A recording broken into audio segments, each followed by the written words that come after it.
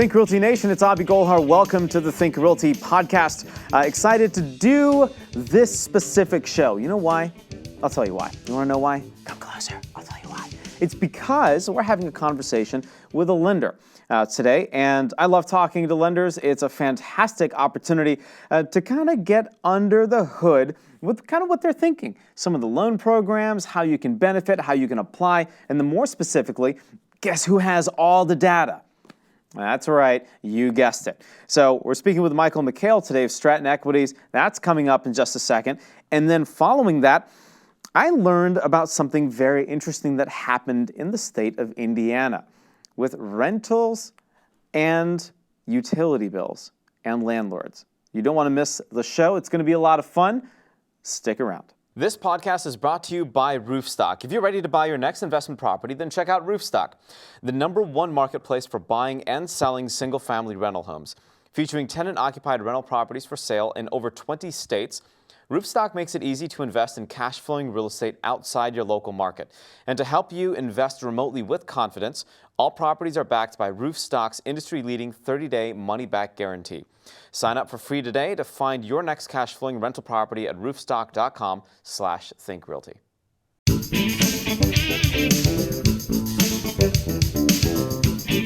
Michael Mikhail from Stratton Equities is here. Let's talk to him. Michael, welcome to the show. Thank you. How are you? I'm doing great. So give us a little background of who you are and what you do, and I'm excited to get in the nitty-gritty here. Go for it. Yeah, appreciate it. So Stratton Equities is a nationwide direct private money lender. The way I structured the company was I wanted to have the most amount of programs under any one roof. And I looked at it from a two-pronged approach. A lot of times, if you're a loan officer, one thing that loan officers don't like is they get a lot of deals and they don't have programs to fund those deals. So what they do is they turn the deals away. They try to broker them out because they don't have a direct avenue and a direct source of money to fund certain types of deals. So as a loan officer, obviously you're going to have less income over the year because you have less loans. That's number one. Number two, as a borrower, you want to be able to have as many programs in one place. So if one thing doesn't work, you have a lot of options. And of course, you can do, fix and flips, hard money, private money, non-QM loans.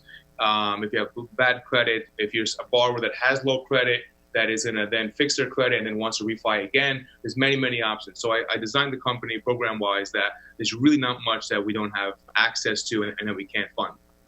So in terms of the overall market, which area of the country do you prefer over other areas of the country? Are you more of an East Coast guy, West Coast guy, North, South, Midwest, Alaska?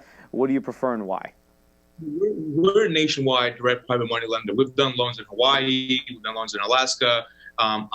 We prefer the East Coast. We prefer all lenders, majority of lenders prefer more dense markets. Yeah. So the East Coast is a more dense market. California is a dense market, but we have programs and we have done loans even as far as Alaska. Nice. From a new investor perspective, somebody that's just kind of getting to know you and more specifically, you're getting to know them, what's the process? Like, how do I call up Stratton Equities, get in touch with you and say, hey, Michael, I have a deal and this is why I think the deal is good. What do I need to do to either apply or get on your good side or build a relationship? What do you recommend for borrowers like that? So we have our applications on our website. If you go to our website, we have numerous places to apply, numerous places for people to submit their loan request. That will go directly to a loan officer. We have a full staff, full team of LOs in the office. So we'll go to them, they'll probe it, they'll review it, they'll contact the borrower. We work, again, I structure things very differently where we do things on a case-by-case basis. We review the loan, we see what programs are available. A big thing that we don't do, that a lot of companies do, which I don't agree with, is they have a loan, somebody reaches out to them, they can't do the loan, then they hold it and they try to broker it out and try to see who else can do it. That's why you have a delay, you have a lag, they're not doing the loan directly. For us, if we can't do the loan, if it can't get done in-house, it's a dead deal to us. We can tell you in literally a couple of minutes or within 24 hours max if it's doable or not. If it's doable, we'll move forward. Our fix and flip loans close as fast as 7 to 10 business days. Maximum on our loans will close in 25 to 30 days. That's a pretty awesome timeline. I mean, especially for somebody like myself that's always looking for the right opportunity, and especially for new investors out there that are watching. Geez, I mean, it's a pretty solid timeline. So from a loan perspective, are you seeing more fix and flips? Are you seeing more long-term rentals? Which one do you prefer to lend to, or which program do you prefer, and why, based on where you are in the up and down the East Coast? Well, again, because we are nationwide, Yeah. I would say it is 50-50. We do get a lot of fix and flips. Our fix and flip rates are phenomenal. We'll go down to 7.24 on a fix and flip and a 12-month interest only with no prepay.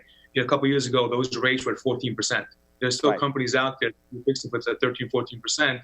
We're nearly half that. So obviously, you can imagine the volume that we're getting, and that is a very easy loan to qualify for. We don't check the DTI on it or debt service coverage ratio. Literally closes in 7 to 10 business days, very little underwriting. Then a lot of times we'll take that, somebody wants to keep that property, keep it, buy it, rehab it, stabilize it. Then we'll take them out into a term loan. And we have the only program that I know of that'll do 80 LTV stated investment on a 1 to 6 family property. So they buy the property, now they want to take cash out, they want to stabilize it. Most programs will go to 70 LTV. If we have a phenomenal program, the rates start in the 5s, we'll go to 80 LTV. So you can take the cash out of that property, put it into another property. You can put it on a 5/1 interest only, which gives you the lowest monthly payment, and just rent that property out. And I mean, it's a great way to build a portfolio. Something that I love about this is the communication of these rental loans, right? On the show, I make it a point to tell investors and to suggest, I'll yell at them too every now and then, let's be honest, Michael. But for me, I'm telling them, listen, you want to build a portfolio, you want long-term rentals because that's what's going to build wealth over time, and you have a pretty awesome program. You mentioned a stated loan. Help me understand, for the new investors out there, help me understand what that means. And, the last time I've heard a lot of stated, that was back in 2006, 7, and 8, and that's what got us in a little bit of trouble. So I'm sure there are protections in place there as well. So maybe if you can talk to that for a quick second to help me understand the safety behind that, that would be really helpful.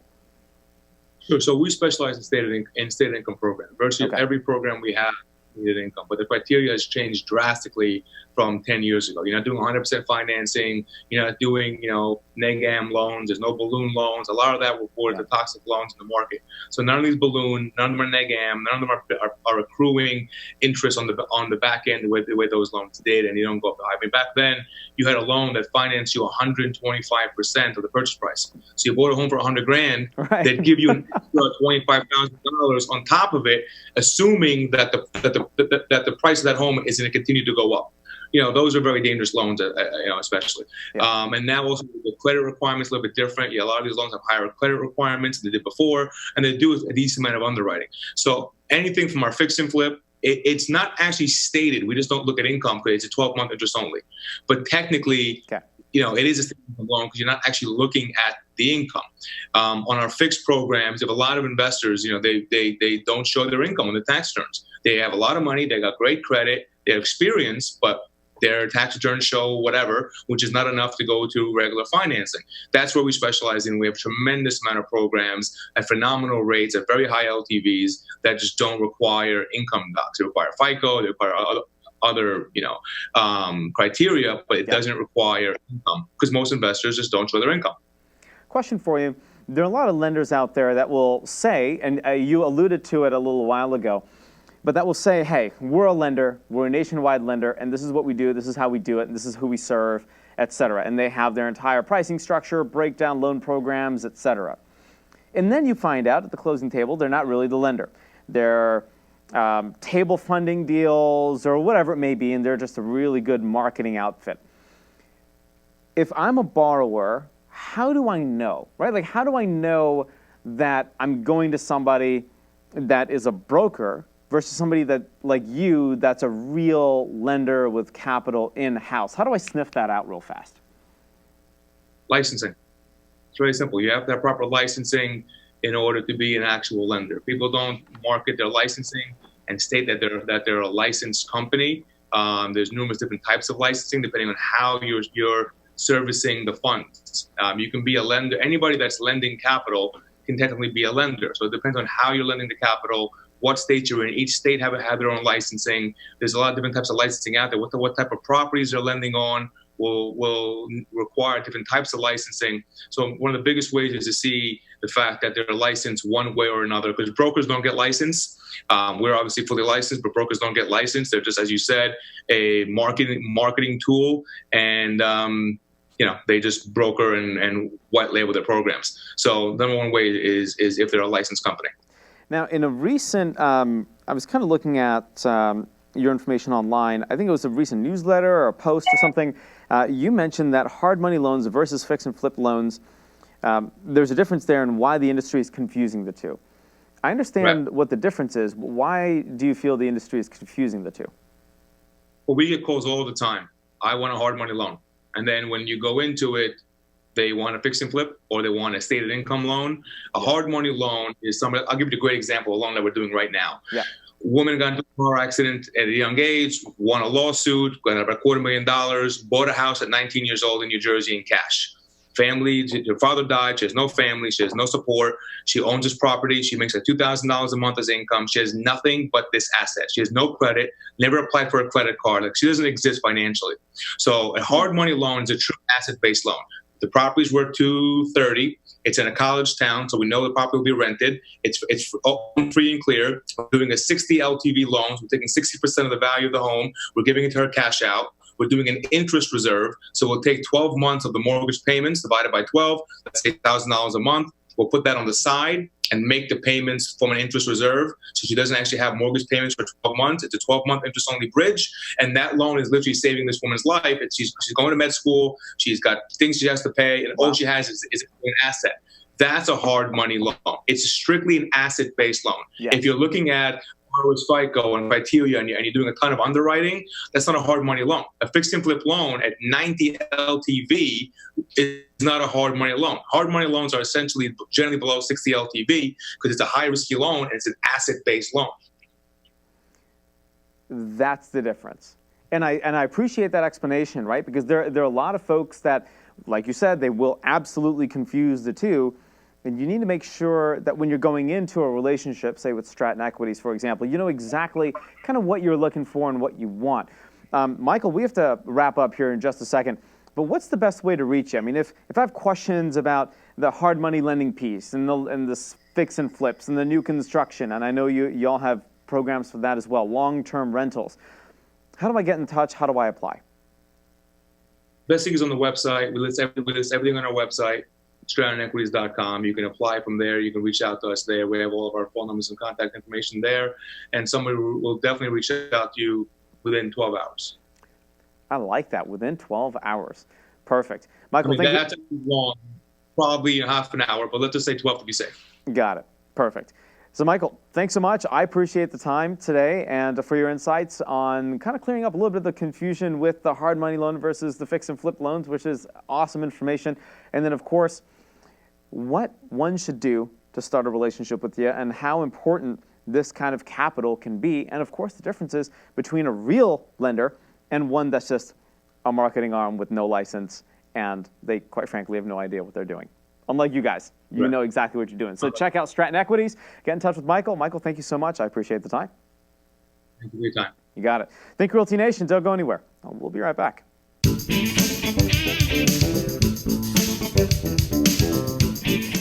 This segment is brought to you by Real Property Management, which is the largest real estate residential property management franchise in North America, managing tens of thousands of properties for individuals, investors, and institutions throughout the country. Learn more at realpropertymgt.com or call 888-806-7088.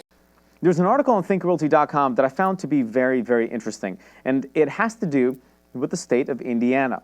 And if you want to follow along, you can go to thinkrealty.com, and I believe it's in the News Markets tab section, but essentially it's in the news section, and you're looking for an article titled Rental Owners Saved from Footing Tenants' Utility Bills. On April 25, 2019, Governor Holcomb signed HB 1347 into law, which has since then given a lot of relief to landlords and rental property owners in Indiana. Here's where it all started, in Bargersville, Indiana.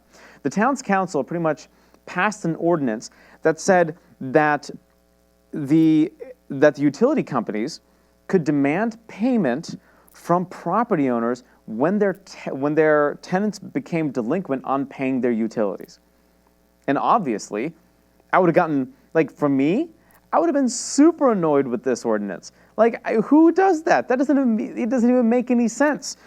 So there are two main factors that made this ordinance especially an issue and troublesome. One, many of the rental property owners, including this gal named Isabel, were not the residents of Bargersville, and thus couldn't even vote against this ordinance, which was really hilarious. I mean, they couldn't even vote against the town hall members who were passing this thing. And then secondly, which is hilarious, most of the town's council members were also on the board of the municipal utility, and there was a clear conflict of interest. So thankfully, now if I consider investing in Indiana, this would make me happy, but I'm not yet. So if you are investing in Indiana, congratulations. This is a big win. Whew. Finally. Like, a little bit of relief. That's all I ask. Anyway, you got questions, get in touch. Go to thinkrealty.com/podcast to watch some of your favorite episodes of the Think Realty podcast. You can find me anywhere online at Abhi Golhar and Think Realty Nation. Until next time, happy investing. This podcast is brought to you by Roofstock. If you're ready to buy your next investment property, then check out Roofstock, the #1 marketplace for buying and selling single-family rental homes. Featuring tenant-occupied rental properties for sale in over 20 states, Roofstock makes it easy to invest in cash-flowing real estate outside your local market. And to help you invest remotely with confidence, all properties are backed by Roofstock's industry-leading 30-day money-back guarantee. Sign up for free today to find your next cash-flowing rental property at roofstock.com/thinkrealty.